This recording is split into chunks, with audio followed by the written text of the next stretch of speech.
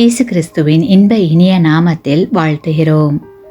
இன்றைய வேத வசனம், தேவன் ஆவியாய் இருக்கிறார், அவரை தொழுது கொள்ளுகிறவர்கள் ஆவியோடும் உண்மையோடும் அவரை தொழுது கொள்ள வேண்டும் என்றார். யோவான் 4 அதிகாரம் 24 வசனம். Today's Bible verse, God is spirit and those who worship him must worship in spirit and truth. John chapter 4 verse 24. தம்மிடத்தில் வருகிற எவரையும் தேவன் புறம்பே தள்ளுவதில்லை.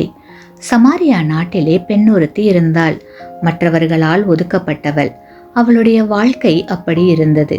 அதனால் மதிய நேரத்தில் தண்ணீர் எடுப்பதற்காக தனியாக கிணற்றுக்கு சென்றாள். வேறு எவரும் அவளோடு செல்லவில்லை. அங்கே இயேசு உட்கார்ந்திருந்தார்.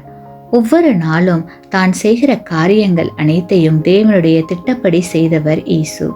அன்றைய சம்பவமும் தேவனால் திட்டமிடப்பட்டதுதான்.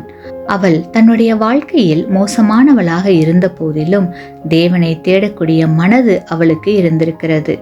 அதனால் தான் இயேசுவோடு சற்று நேரம் பேசிக்கொண்டிருந்த போது, நீர் தீர்க்கதரிசி, எங்கள் மூதாதையார் இந்த கெரிசிம் மலையிலே தொழுதார்கள், நீங்கள் எருசலேமில் தான் தொழ வேண்டும் என்று சொல்லுகிறார்கள், ஏன் என்று கேட்கிறாள். அப்பொழுது இயேசு, தேவனை தொழுது கொள்ளுதல் என்பது பூமியின் ஒரு குறிப்பிட்ட இடத்தில் மாத்திரம் நடக்கிற காரியம் அல்ல. தொழுகையில் அதைவிட முக்கியமான ஒன்று இருக்கிறது. தேவனை தொழுது கொள்ளுகிறவர்கள் தேவனை உண்மையாய் தொழுது கொள்ள வேண்டும் என்றார். ஆமேன். நீங்கள் பெற்ற இந்த ஆசீர்வாதத்தை மற்றவர்களோடு பகிர்ந்து கொள்ளுங்கள்.